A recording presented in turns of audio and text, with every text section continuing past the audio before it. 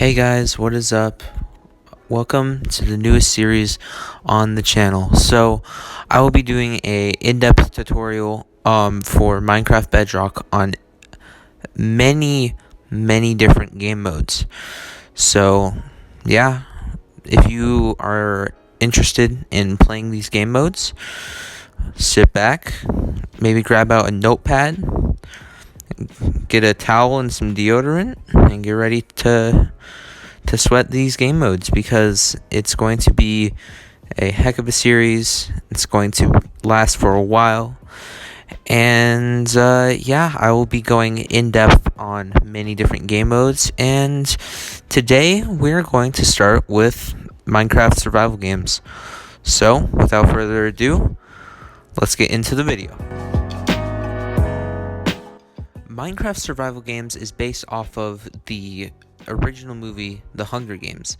Now, what The Hunger Games is many people, or 24 people, from different districts come together in a arena to battle till the death. Last one standing wins. Now, obviously, if you have seen the movies, I really recommend them, by the way, if you have not seen them. They're a bit violent, though, so yeah. But do recommend those.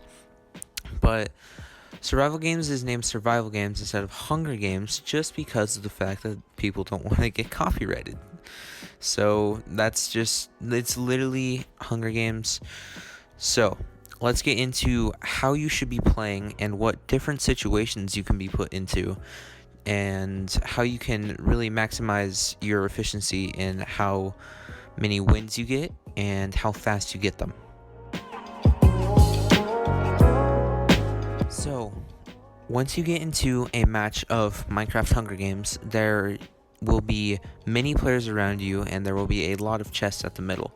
Now, if you are relatively new to Minecraft Hunger Games or survival games, I will be interchangeably switching between the names, so don't roast me in the comments. But anyways, if you are relatively new to survival games, then you will see all that loot in the chests in the middle and you will be very intrigued. Now, it is very smart to do two options. One, you rush in the middle and you immediately grab a weapon from the chest that you first go to. The second option is you run away from middle and you find a weapon and then you go back to middle. Now, why would you go back to middle if you ran away from the middle, or as some people might call it, the cornucopia? Now, you want to go back to the middle or cornucopia just because of the mass amount of people who will have loot. Basically, a very viable strategy for survival games, and basically any game, is you kill people for loot, and that's how you get your loot. So, what I like doing is I personally enjoy going for kills no matter how dumb it is. That just helps me maximize my efficiency in how many kills I get and how many wins I get, just because it eliminates the players faster than what would normally happen. So, if you do decide to go to middle, what I like doing is I go to middle, I grab a weapon, and I back off for a little bit. I sit back and I analyze the people that have the most gear, and I decide to go for the person that either has the most gear or has the second most gear. So that is how I get my loot early off. If you do decide not to go back to the middle, you're going to want to mainly play passive. What you can do is you can go through the entire map and get as many chests as you can find, and that will ultimately let you have a decent amount of loot, and you will probably live in the deathmatch for a certain amount of time. But if you do decide to play aggressive, that will eventually help you win more games. I'm sorry, I had to take a breather there. It'll eventually help you win more games in the long run, and it'll make you play more aggressive, which will end up uh, making your kill death ratio better. I think that's the right wording for it. But yeah, so there'll be different parts of this video, and the first part has already finished. It is surviving the early game. Now, I just went into surviving the early game, but a brief rundown of the surviving the early game part is you either A, go to middle, get the loot, and kill people there for more loot, or B, go away from middle, get loot, go back to middle, kill for loot, or C, go away from middle, don't get the middle loot, don't get any kills, and be a pleb. No, I'm joking. You can totally do that. I just don't think it's as viable as a strategy to get kills and loot quickly. But yeah, so that's a brief rundown of the surviving the early game part. Let's get into the mid game part of the video. So surviving the mid game is actually kind of hard sometimes. It's probably the hardest part of the game for me. So during the mid game, everyone's going to be going for kills, or they're going to be really passive and they're going to run away the whole game. So what I recommend doing is, instead of running away, I recommend going for kills. One, this will increase your skill and ultimately make you a better player, and it'll get you more loot. So what I do is I loot, and if I see a person, I go after them. Now, this maximizes the loot you get and maximizes the kills you get as well. So it's a really good strategy for getting loot, because the more kills you get, the more loot you get, and the more you run around, the more loot you can find. If you're a passive player, then there will be aggressive players trying to come after you. What I recommend doing is I recommend strafing around a corner, turning around, and hitting them. Now, if at least you don't kill them, you'll pretty much ruin their game, because you'll take away a lot of their health, and that'll basically be how their game gets absolutely destroyed, or you beat them, you get their loot, and you eliminate a good player from the game. Oh my god, I regret saying that, just because I'm a good player, and if this actually gets views, it's going to be used against me, but it's okay. Now, one thing I want to mention is cleans. Now, let me go a little in depth on what a clean is. If you are fighting one person and you get low on health, or not even that, if you kill the person that you're fighting and some dude runs up on you and starts hitting you, that is called cleaning or janitoring, because basically you're just wrapping up the fight.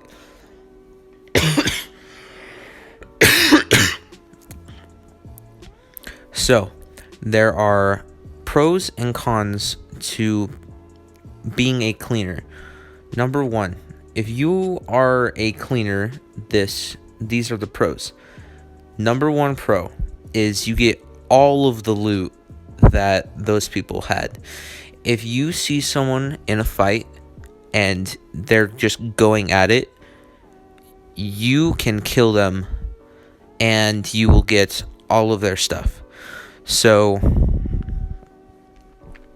very viable strategy. If you see people fighting, definitely go for it. Another pro is that it'll give you extra kills. If you get there while they're both low and you target the person with less armor, that'll get you a kill. Then if you turn around and go for the person that is still alive from the fight, that'll give you another kill. That'll maximize your loot. That'll give you 2 extra kills, 2 free kills basically. So that's a strategy that I enjoy doing. Not necessarily enjoy doing, but I do it in my games anyways. And yeah. Cons of being a cleaner are you can have great loot and your game can get ruined. Now, if it's a good player and they know what they're doing, they're going to expect the clean and they're going to run immediately.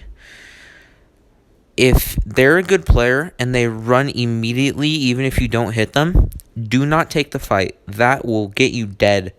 That'll make you more dead than Michael Jackson, okay? You do not want to take a fight if they run away and you don't hit them.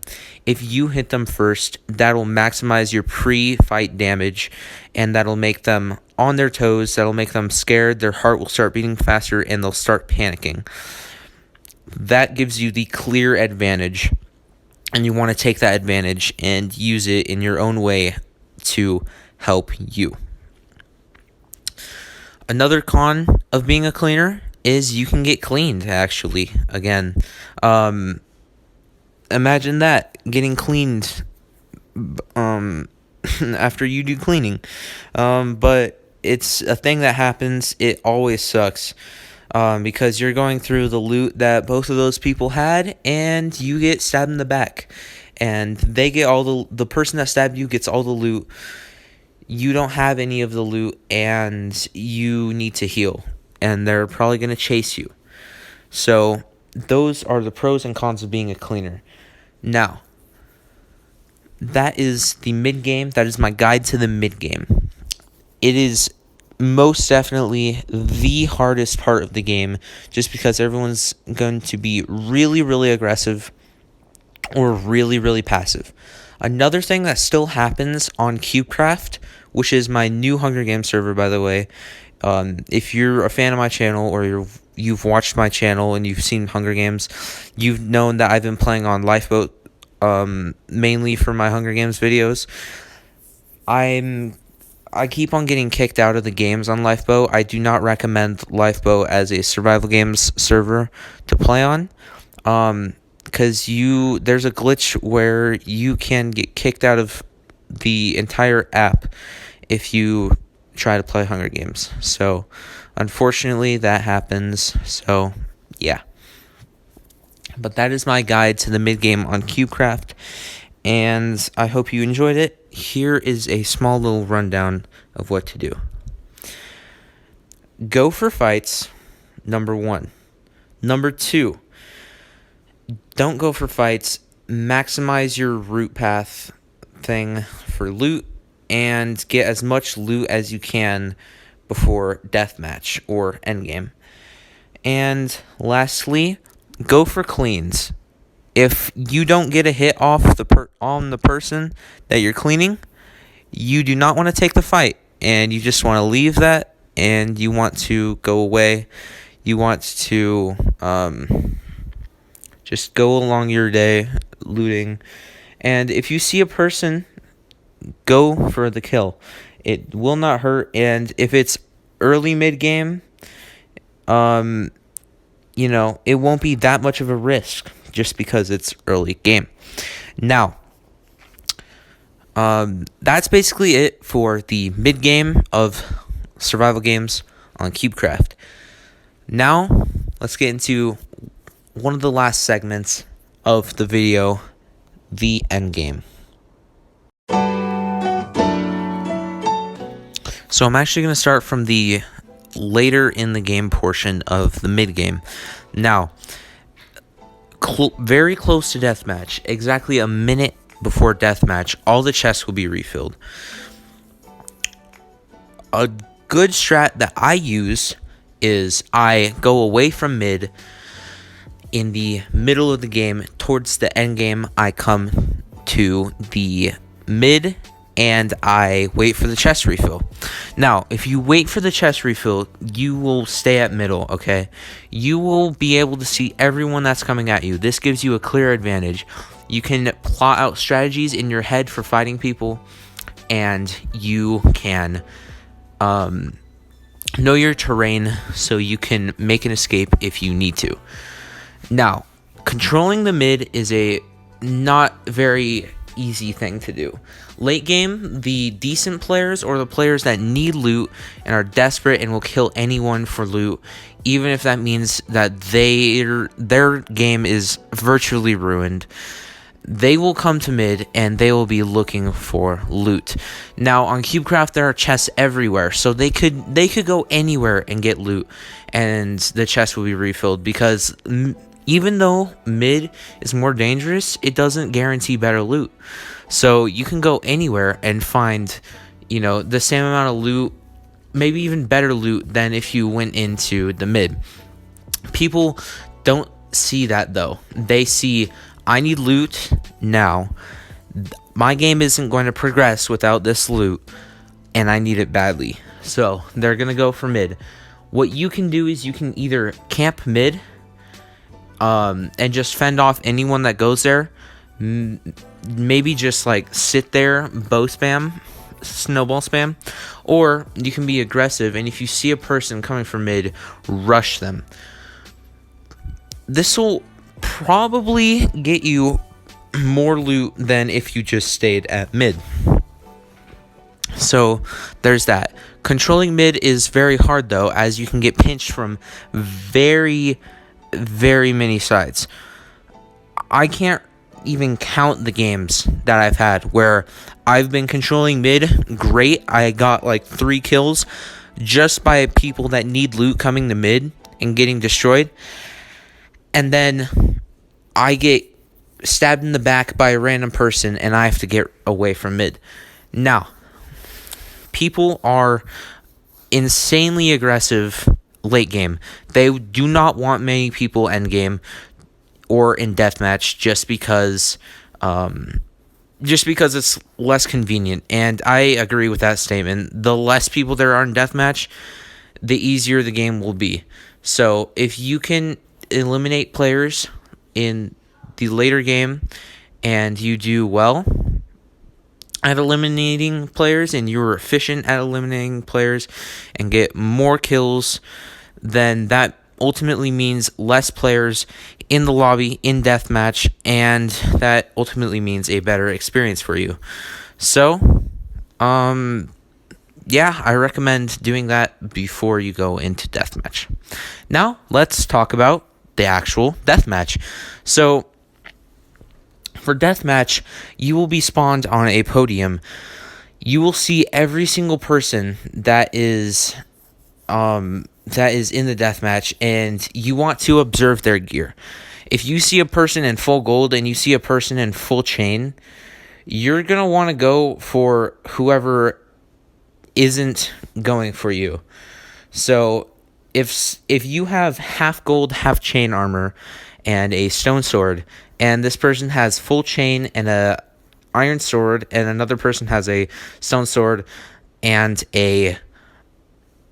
full gold, even though the person with gold has less armor and a worse weapon, you're going to want to go for the iron dude if he doesn't rush you. And that is purely because of the fact that you want to get the jump on people. If you eliminate the person with more gear beforehand, that ultimately means a faster and quicker game in the long run, just because of how the game works, pretty much. So yeah, that's pretty much my strategy for deathmatch. Probably bow spam, to be honest. You're gonna want to do that. That's a pretty decent strategy. And yeah, so that's pretty much the deathmatch. Now I will be talking about the PvP strategies you will want to be using in the game. So one of the last parts of this video will actually be the PvP/strategies segment of the video. Now, if I decided to go into all the strategies, all the PvP tips and tricks that you could use to make your game a better experience and to have a ton of wins every day, like I do, I would be sitting here for 7 hours editing this video because it would be a 3-hour long video. So in reality, there are there's so much PvP strategies and tips that you can use, but I'm just going to go through a few of them that I typically use. So, grab your notepad right now because these are the PvP tips and tricks for survival games. So, one of the tips, and I didn't even know this until about a year ago, because I'm uninformed and I don't have brain cells. Is if you're sprinting up stairs, you can actually spam the space bar or the jump button if you're on controller while hitting your sprint key or hot bind, whatever you want to call it. Your sprint bind on controller should be like one of the D-pad things. So yeah, if you spam the jump button while sprinting up stairs, you will actually go way faster. This is a great way of chasing people if they're going upstairs. This is a great way of getting away from people if they're chasing you upstairs. It's just a very viable way of an escape. So definitely recommended.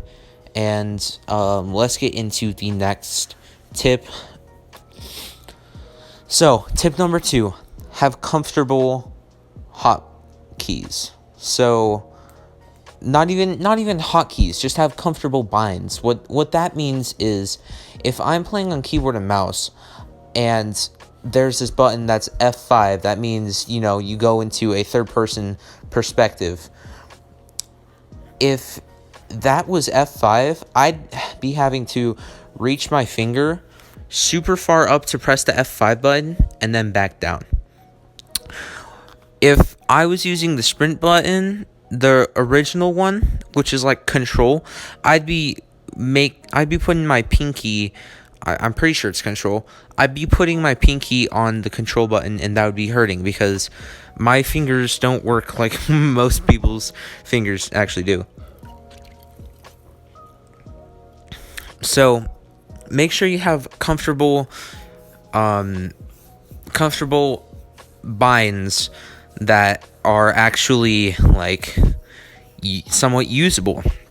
So for instance, my F5 key, I rebinded it and I put it as X because I can reach my finger down and I can spam X. I can also do that with C. That is my sprint button. And Shift is crouch for me. So those are some of the binds that I've redone. I also have my number keys, as you usually see. I have those on my mouse. If you are getting into Minecraft PvP, I recommend getting a gaming mouse that has at least 9 to 12 numbers on the side as mouse buttons, just because you can customize those extra 3 binds to be like, if you have 12 buttons, there's numbers on my mouse that go from 1 to 12. I can rebind 10, 11, and 12 to be different binds that are actually comfortable for my hand, because I'll only be moving my thumb and I don't have to take my fingers off of the WASD. So once again, have comfortable binds. And speaking of WASD, that is going to be a perfect transition to our next tip. Now, tip number 3 is always strafe. If you do not know what strafing is the act of moving side to side. Now, if you move, what I like doing, and if you see me in CubeCraft, you might use this against me, but I like strafing to the left. Now, if you strafe to the left, people will not see it coming. One thing about all Bedrock servers, which is what I play on, all Minecraft Bedrock servers, they have their server lag is insane. Now it might say that the server lag is good, the ping is good, but the thing about that is that the people that play on the server, their hits are very delayed. So sometimes people are actually cheating. Sometimes people are not cheating and they have really bad connection. It's just a matter of, what is the situation? Are they hitting you from 5 blocks away or are they hitting you from 4? Because that is ultimately a massive difference. 5 blocks and 4 blocks are an insane difference, because if you didn't know, the maximum amount of blocks you can hit people from is 3. So what ends up happening is you will get 4 blocked by a cheater on a server that has good ping, and ultimately other people have good ping as well. But on these Bedrock servers, if the server doesn't have good ping, you will get 4 blocked by a legit player. It's, sometimes it even happens to me where I hit someone that makes me think, oh, my sister must have downloaded something on my Xbox because I think I'm hacking. Like, it's just like quite insane. That's one thing.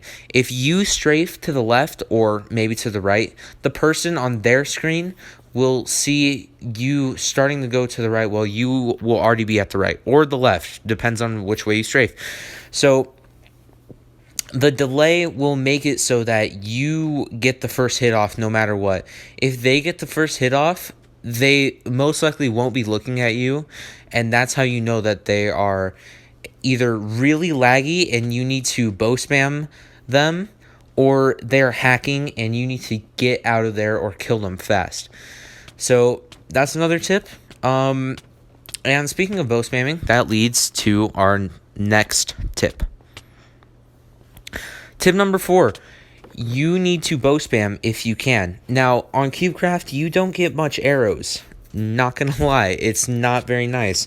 You literally do not get very many arrows. So by maximizing your kills, you will ultimately be getting more arrows, which will help you out, and you will get a higher chance of getting a bow. Now, bow spamming is effective in the way that people don't know how to counter it unless they're a good player. If they are a good player, they will either know A, to back off, or B, push the person that is bow spamming. If they are a bad player, they will try to push the player, but they will ultimately get hit. And even if they're getting knocked back, they'll still try to push the player, ultimately losing more health. If you are like that, you need to stop. You just need to stop right now. You need to not push players if you are getting bow spammed. And in fact, if you are getting bow spammed, you need to bow spam back. That is the one way you will be able to win a fight with a bow spammer. You need to bow spam back. That is the only option. Unless you have unless you spam snowballs or eggs at them, and get them off guard, you will have to either push them and risk losing health and then get into melee fight and risk dying, or you need to bow spam, risk losing health, but ultimately you have a lesser chance of dying. Oh my god. You will have a lesser chance of dying if you end up bow spamming back. And speaking of eggs, that leads into our next tip. Tip number 5, utilize the eggs and the snowballs. If you are chasing a person and you throw a snowball at them, that will make them get stunned for a millisecond in Minecraft. Now, you might be thinking, oh, Cameron, if you're throwing eggs and snowballs at them, that will just knock them forward and you will ultimately lose more ground and you won't be able to hit them. My friend, what hitting people with snowballs and eggs does is it makes them take a tick of damage. And what that does in Minecraft is that makes you slow down for a split second. If you hit them with an egg, wait a little while. I'm saying like 3 seconds. If you wait 3 seconds after hitting each egg, you will be slowing them down so bad that even if they have full health and they're running away from you, you will be able to combo them. You will be able to kill them. That is what is really good about eggs. And I'm just thinking of something now, and it is very, very important. So let's get into this next tip, and I think this will be the second to last tip. Tip number 6. I think it's number 6. I think it's number 6. I'm not sure. But tip number 6 is, if you have snowballs, if you have eggs, if you have like a bow, you need to be able to utilize those items. So what I recommend is having them in slots in your hotbar that'll be comfortable to hotkey to or to switch to. Now, this is a big thing. I usually have my sword first, my bow second, my eggs third, my food fifth, and then it just goes from there. If I have a golden apple, it goes in the 9th slot because I can hotkey to it very, very easily. You need to find what is comfortable for you to use, and you need to perfect hotkeying to that, because that'll make your game way, way easier to actually play. So that is a tip. That is the second to last tip. So let's get into the final one. Tip number 7. If you have gold, you will get gold from killing players. You need to make a golden apple. You cannot imagine how overpowered these golden apples are. No one has golden apples in this game mode. If you have golden apples and you're in deathmatch, you are in such an advantage, because what other players have to do is they have to run away and they have to maintain not getting hit while just to regenerate health. If you can get golden apple, all you need to do is, if you get hit too much, just run away, eat the golden apple, and then just wait for your health to regenerate up to 8 hearts, and then go in for the kill, because you'll already have those 2 extra full hearts of absorption. So golden apples are overpowered. Definitely do that. Tip number 8, the last and final tip of the video. I'm going to show a clip of a well-known YouTuber, Bajan Canadian, from a very old Hunger Games video. Now, what he does here is he spams spacebar when there's 2 block. Okay, your Minecraft character is 2 blocks tall. If you are in a 2 block tall area and you spam the space button, that'll make you go super, super fast. If you were chasing someone or running away from someone, you need to do that, and that'll increase your speed a lot, just like with the stair technique. Just spam spacebar, spam the jump button. You will go so much faster, and that'll either ensure a quick getaway or that'll ensure you a kill. That is the final tip of this video, and yeah, that is pretty much it.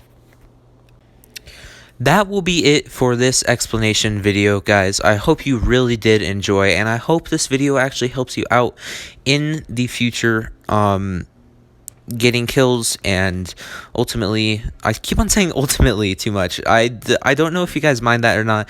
Tell me down in the comments below. But I hope this helps you get more wins, more kills in survival games on CubeCraft. And I'm just speaking on my experiences from playing on CubeCraft. I think CubeCraft is the better server out of all the servers. Maybe, on Bedrock, obviously Hypixel is the superior server, if you know what I'm talking about. But the best server, in my opinion, is either CubeCraft or maybe Mineplex. But yeah, so one thing, make sure to go onto CubeCraft. I don't know if it'll still be out by this video, but you can go claim their second birthday anniversary gifts for free. So go ahead and do that on CubeCraft. But yeah, that is it for this video. This video took me a long time to edit. This video took me hours and hours to edit. So if you will, please hit that subscribe button for more Minecraft videos. I do have a Minecraft hardcore series going on right now, so if you guys will stick around for that series, I will thoroughly be very pleased on my on the inside. My heart will be very warm. Please hit that like button and maybe share it with other people. If you know a friend that plays Minecraft a lot and they aren't the greatest, please share this with them. Hopefully they learn some useful tips from this video. And tell me down in the comments below if you guys want to see me playing, if you just got, oh my god, my English. If you guys want to see me playing Hunger Games, or survival games, whatever it's called anymore, I don't even know. Tell me down in the comments below. You can analyze the videos, and I will be doing an analysis video on my my Hunger Games recordings, if you guys actually want that. So yeah, make sure to subscribe and turn on notifications so you guys do not miss an upload. And other than that, I hope you guys have an amazing rest of your guys' day, week, month, year, whatever floats your boat.